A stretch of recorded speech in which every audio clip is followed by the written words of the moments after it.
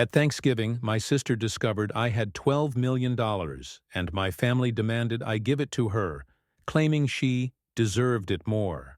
At Thanksgiving, my sister discovered I had $12 million, and my family demanded I give it to her, claiming she deserved it more. Thanksgiving was always a complicated time for me.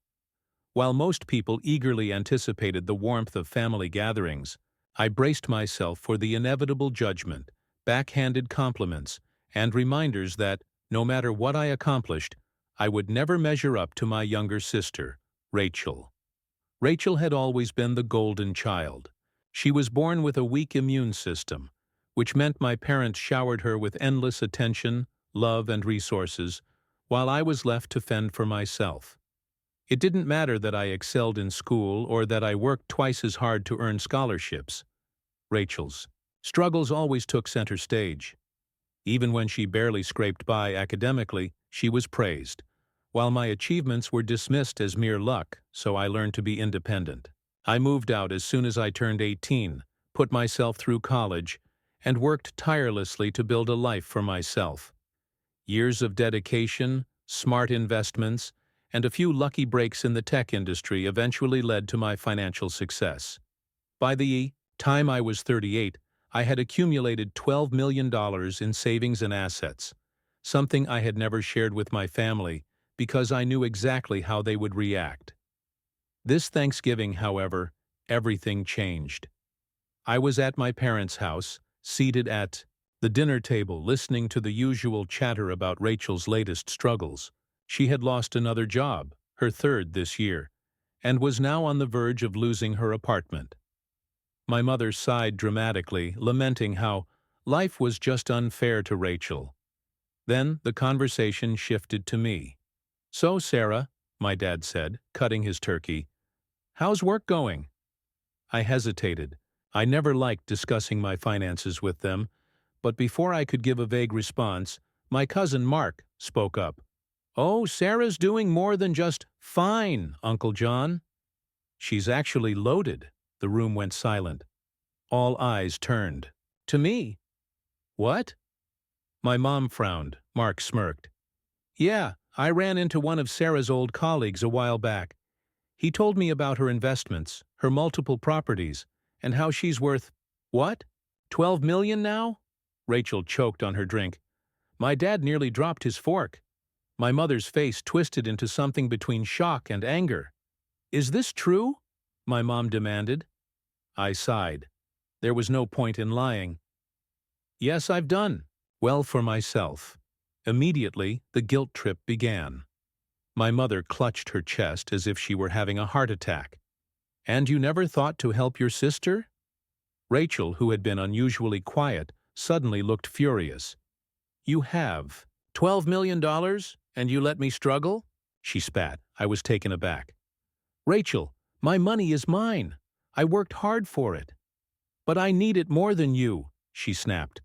"You don't have kids, you're not married, and you have no one to take care of. I've been struggling my whole life while you've been hoarding money." "Hoarding?" I repeated, stunned. "I built this wealth from nothing. No one helped me. I worked 2 jobs through college while you partied. I invested wisely while you blew your paychecks. This isn't about fairness, Rachel. It's about responsibility." My mom wiped fake tears. "Honey, Rachel deserves a chance at life. If you really love your sister, you'll help her." Rachel folded her arms. "You should give me at least half. 6 million would change my life." I laughed, a dry, humorless sound. "Are you serious? You expect me to hand over $6 million just because we share DNA?" My dad finally spoke up. "Sarah, it's not about expecting. It's about doing what's right. Family looks out for each other." "Oh, like how you looked out for me growing up?" I shot back. "Because I don't remember getting a single ounce of the attention and help you gave Rachel. I remember working my butt off while she got everything handed to her." Rachel slammed her fork down. "You're just jealous that Mom and Dad love me more." I smiled, shaking my head. "No, Rachel. I'm just finally realizing that I don't owe you anything. Not my time, not my money, and certainly not my peace. Then I stood up. You know what? I'm done with this conversation. And honestly, I'm done with all of you. My mom gasped. You don't mean that. I grabbed my coat. I do. I've spent my entire life trying to prove I was worthy of your love. But now I see it was never about love. It was about control. And I refuse to let you manipulate me anymore, Rachel scoffed. You're going to regret this, I smirked. No, Rachel. I think for the first time in my life I'm finally free. Then I walked out, leaving them all speechless. The following weeks were a whirlwind. My parents sent messages, alternating between anger and guilt-tripping. Rachel even posted about me on social media, painting herself as the victim of a greedy, selfish sister. But you know what? I didn't care. For the first time in my life, I chose myself. I blocked their numbers, cut them off, and started truly enjoying my success without guilt, because in the end, family isn't about blood. It's about love, respect, and mutual support. And if they couldn't give me that, then they didn't deserve to be in my life. So to everyone watching, let me know. What would you have done in my situation? Would you have given in to their demands?